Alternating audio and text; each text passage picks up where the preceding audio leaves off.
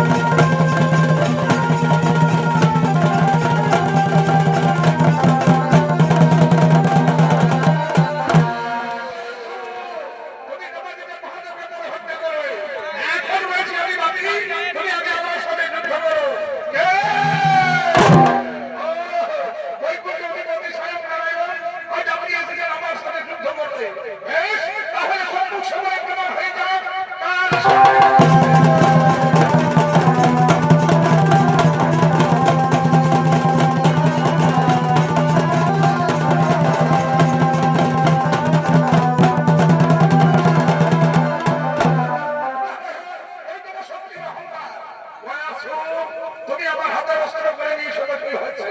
আমি তো তোমার কাছে এখনো পরাস্ত হয়নি। এসো, আমার দেহে প্রচুর শক্তি আছে।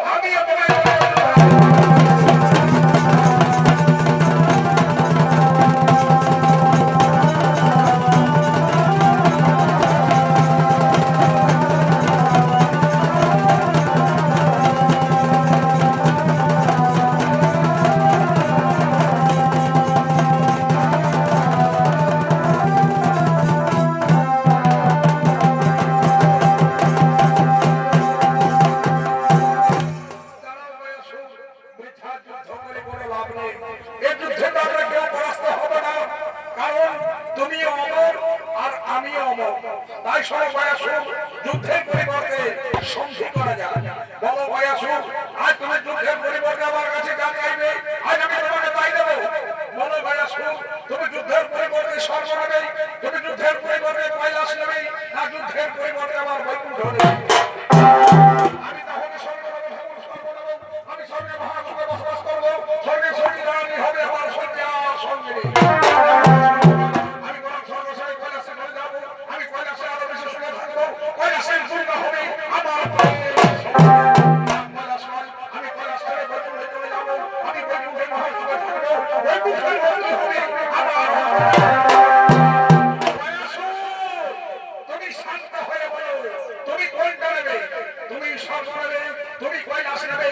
তুমি বৈকুণ্ঠ নেবে?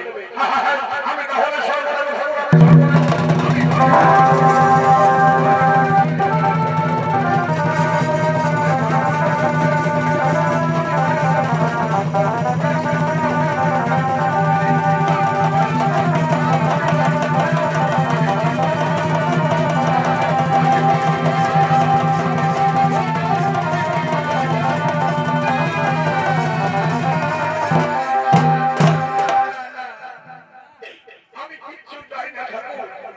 আমি স্বর্গ চাই না, আমি কৈলাস চাই না, আমি বৈকুণ্ঠ চাই না, আমি শুধু চাই না আমার প্রতি রাঙা চরণ যেন আমার বুকের উপরে থাকে চিরদিন। বেশ, আমি তোমায় কথা দিলাম বয়াসুর, তোমার বুকের উপরে আমার দুটি রাঙা চরণ থাকবে চিরদিন চিরকাল। কিন্তু আজ তুমি আমায় কথা দাও, তুমি কোনোদিন আর উঠে দাঁড়াইতে না পারিবা। আমি কোনোদিন আর উঠে দাঁড়াইতে না পারিবা।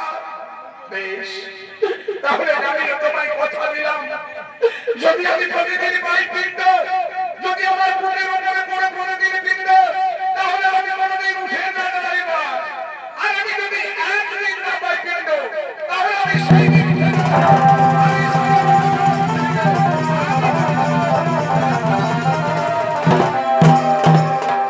বেশ, আমি তোমায় কথা দিলাম না, তুমি প্রতিদিন পিণ্ড পাবে, তোমার বুকের উপরে প্রতিদিন পিণ্ড পড়বে। তাহলে এই দেখো ঠাকুর, আজ আমার বড় কথা মতো আমি এই পৃথিবীর উপরে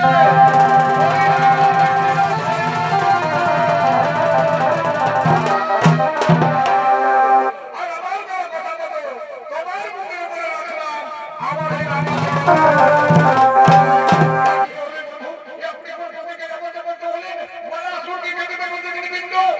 আপনি কোথায় পাবেন শত শত পিণ্ড?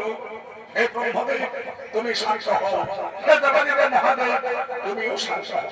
হে ব্রহ্মদেব, আজ থেকে তুমি মানুষের সৃষ্টি করবে প্রতি ক্ষণে ক্ষণে দিবারাত্রিতে লক্ষ লক্ষ হাজার হাজার। আর আমি দিলাম সেই লক্ষ লক্ষ হাজার হাজার মানুষের পালনের ভাব আর মহাস্য তুমি প্রতিক্ষণে করে যাবে সেই লক্ষ লক্ষ হাজার হাজার মানুষের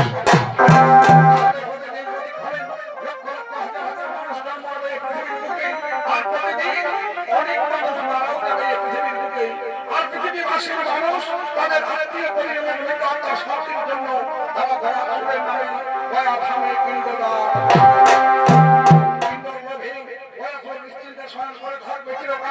মহাসুখে থাকবে পৃথিবীর মানুষজন আর মহানন্দে থাকবো আমরা সর্বে। এবং আমরা বিভিন্ন ধামে সেই সম্পর্কে সহধর্মিনী বেনালি তিনি তার সখীদের নিয়ে আজ নারায়ণ দর্শনে আগমন করেছে।